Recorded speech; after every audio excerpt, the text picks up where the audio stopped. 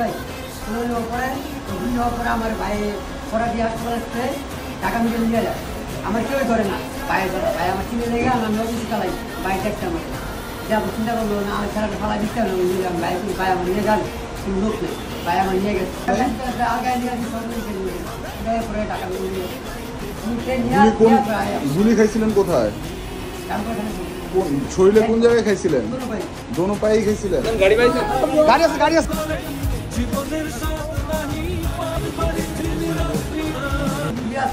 এখন সুস্থ আছেন? হাঁটতে পারেন তো? ভিতরে রড দেওয়া আছে। 19 জুলাই আমাদের এই রামপুরাতে অনেক গোলাগুলি হয়, প্রায় অনেক লোক মারা যায়, অনেকজন মানে পথচারী রিক্সা চালক গুলিবিদ্ধ হয়। তো আমরা সারাদিন অনেক কাজ করছি। আমার সাথে আমার কাজিন ইকবাল হোসেন ইকু এবং রনি ভাই, আমাদের অনামিক ফাউন্ডেশনের চেয়ারম্যান, আর আমরা 3 জন এবং আর 2 জন ছিল। আমরা প্রায় অনেক মানুষকে আমরা নিয়ে যারা গুলিবিদ্ধ তাদেরকে নিয়ে আমরা বিভিন্ন হসপিটালে এখানে রেখে আসতেছিলাম। হঠাৎ করে কাজ করে দেখি রামপুরা থানার সামনে উনি গুলিবিদ্ধ পড়ে আছে এবং অনেক বিজিবি পুলিশ যেভাবে পারতেছে গুলি ফায়ার করতেছে। তো ওনাকে কেউ মানে যে উদ্ধার করবে সেই সাহস কারো নেই। অবশেষে তখন আমি কী করলাম, আমাদের তাকে রিক্সা মানে তুলে করে নিয়ে তাকে উদ্ধার করে হসপিটালে নিয়ে যাই। ওইখানে ফরাজি হসপিটালে তার ট্রিটমেন্ট নিয়ে ওইখান থেকে রাখা সম্ভব না। ওর পায়ের কন্ডিশন খুবই খারাপ ছিল, 2 পায়ে গুলি করা, আর 2 পায়ে কিন্তু মানে এখন রড লাগানো। তো ওইখান থেকে তাকে আমরা উদ্ধার করে আমাদের এলাকার থেকে কিছু টাকা পয়সা ম্যানেজ করে ঢাকা মেডিকেল নিয়ে যাই।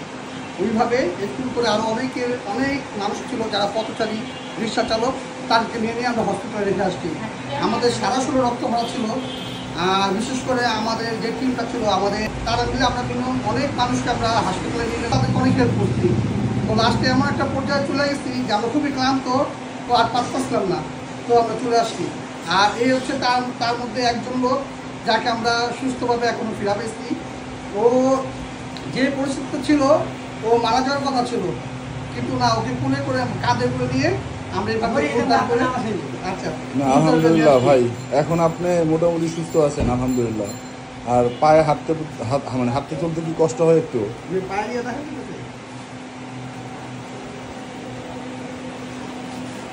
এই যে হচ্ছে বর্তমানে ভাইয়ের পায়ের অবস্থা।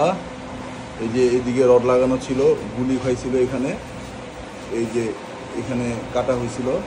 তো আলহামদুলিল্লাহ এখন মোটামুটি সুস্থ আছেন ভাই। এবং তো এখন পর্যন্ত জুলাইতে আহত যারা বেঁচে আছেন অনেকেই অনেক সহযোগিতা পাইছেন, কিন্তু আমার এই ভাইটা এখন পর্যন্ত কোনো সহযোগিতা পায় নাই। তো আমরা অনুরোধ করব যেন তাকে যেন মানে একটা কিছু সহযোগিতা করা হয়। এই যে এখন পর্যন্ত ভাইয়ের শরীরে দাগ আছে, গুলির দাগগুলো। তো ইনশাল্লাহ আপনাদের ত্যাগের কারণেই হচ্ছে আজকে নতুন বাংলাদেশ। তো আল্লাহ আপনাদের মানে কি বলে অনেক বড় ন্যায় আর আমাদের জীবন বাজারে খবর আমরা পড়ছি, পিসটা গুলি ছুটতেছে সেটার মায়া করি না আমরা। ওকে ভাই, আল্লাহ হাফেজ। আপনাকে দোয়া আল্লাহ ভালো লাগছে।